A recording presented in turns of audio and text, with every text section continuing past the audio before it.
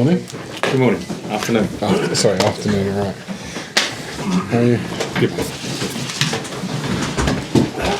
Hi.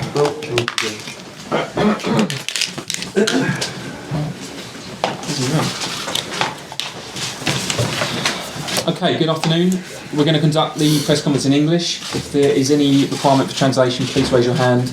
Otherwise, we'll try and get through in English where we can. And we'll start with the moves. Okay. Big game tomorrow. Got to perform like you did in Amsterdam. If you win, though, 1 foot in the next round. I wouldn't like to say that until that foot is officially in the next round. And I felt at the start of this group it would be tight because I think there's a belief that probably the teams could take points of each other. It's proved pretty bit correct. But we've had 2 good results, so another good one would be great for us, of course, with 2 games left. But we must understand that even though we're at home now, the quality of Ajax and the danger of them is as much, certainly the same, if not more, than the game that we played away, because they're such a good technical team. The team keep exceeding the targets that we've set them, not that you've set them, we've set them. To get to the knockout stage of the Champions League would be something special, especially after losing the opening home game. Yeah, I mean, particularly, as you say, after losing the opening game, which was disappointing, obviously, but we've shown a great reaction from that. It's something that I have to accept is expected of Chelsea to go through, and that's not disrespecting any other teams, because I said already how hard the group is, but ourselves, our expectations, and I think that might be somewhat of why we had the reaction after Valencia. We wanted to prove, we wanted to go to Lille and Ajax and get results, we did. But the only answer for me is that we have to have exactly the same attitude, preparation and input as we put into those last 2 performances, because at this level, if you don't, you're not going to get the results. So it's very much a case of not getting away from ourselves in this group and getting the wins to hopefully get us through. And finally, if VAR used tomorrow night, the referee will go and look at the monitor, which you'll be very happy about. Yeah, it's incredible, isn't it? To actually use it when it's there to be used would be a great thing. We're in a difficult place, we know that. And it happened with us with a penalty at Valencia, against Valencia, where we got referee went and looked and double checked. I think that's what it's there for. It worked well at that point. We'll see. Okay, Dutch in the middle. Yeah, Dutch television, how are you? Hi. What about 2 weeks ago? How do you look back on that game? I mean, it was quite, the level was quite even. And what do you expect now tomorrow? Well, I would expect something similar, because I think the game was pretty true. It was a very good Ajax team who had a great record going into that game, won all their games. I understood that going into it, and the players understood that, and we knew we had to be at our top level to get the result. I think we were. I also think we can improve, but in the game itself, we did so many of the things that we needed to do to stop Ajax being so good on the ball, which they are, to stop them playing through the lines, which they can. And we gave them some problems ourselves. So I thought it was a fantastic game to be involved in, to look back on, and we will have to perform at our highest level, because I expect more of that from them tomorrow. So it can be decided by details tomorrow? Yeah, for sure. I think, in my experience of Champions League, more than any other competition in world football, details can make the difference, because of the levels, because of the need for absolute concentration throughout the game. A small, tiny detail can definitely affect a game when it's this close. John Southall. N'Golo Kante, can we expect him back tomorrow? He's in the squad, so he's fit. In terms of, it looks nicely like the injuries and the few niggles that we were getting have cleared up, and we've been able to get some work into him. It's always a little bit stop-start before that, so he's in the squad and available. And Antonio Rudiger, is he seeing a specialist? Is that right? Today. Yeah, so no news. Yeah. Carrie. Looking back at that match, and someone that we're going to hear from very shortly, Mason Mount, probably was knowing you would give him a chance, but for him to start in every Premier League match, a player that of course went out and played in the Netherlands to progress his career, how proud are you of him, and how far can he develop his career? I'm really proud of him. Obviously, his loan spell in Holland, and then his loan spell with me in the Championship, I saw firsthand the quality and also his character. Maybe he's exceeded my expectations this season, because I wanted him here for sure. I thought he'd get minutes and he'd be good for us. I didn't realise to quite what level he would settle and produce as he's produced.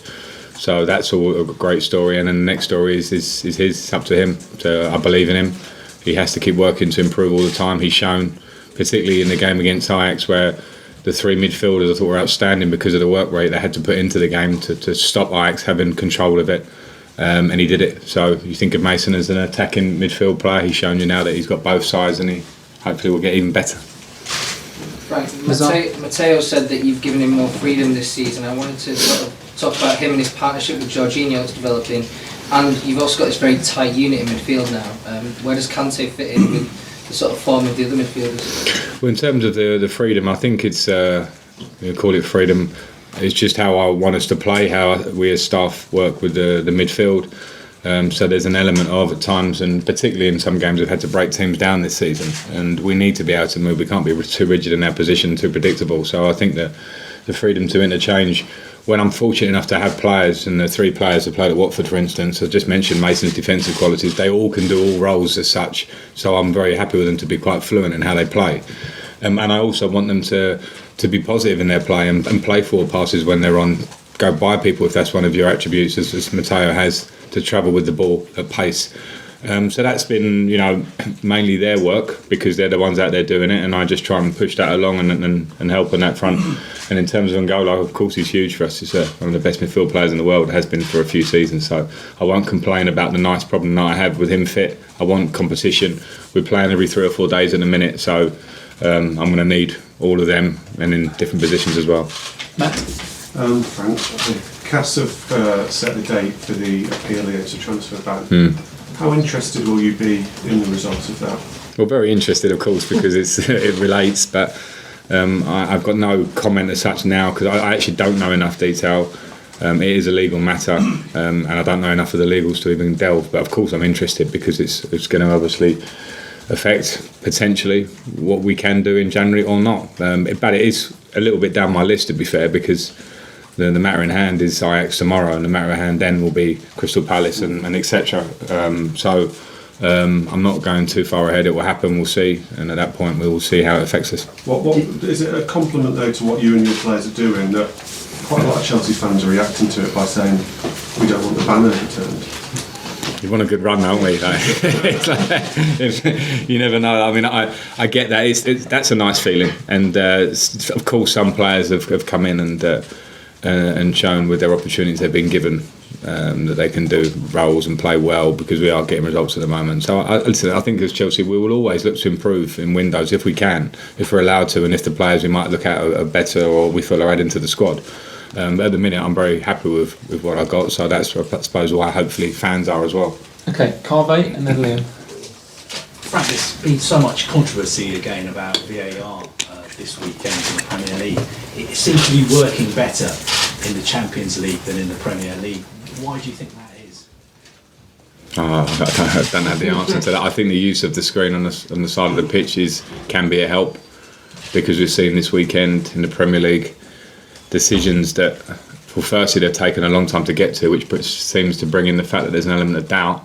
So for the clarity of the referee on pitch, who has to see things live and make quick decisions, I think the idea that he can go and look again has to be a good one. I get there are some arguments around that in terms of fans' reaction and pressure on referees, but if it was, as the reading was in the beginning, that it's going to be used, I can't remember the exact word in there, sparingly I think was the word, and it hasn't been used sparingly, it's been used not at all. So I do think probably that's one thing that we could look at in terms of the Champions League. I don't know the difference, I haven't studied it closely enough. It just feels at the minute in the Premier League obviously there are things that aren't right with it. I think that's pretty much a universally agreed at this point, and I don't think it's for the want of trying or anyone having the wrong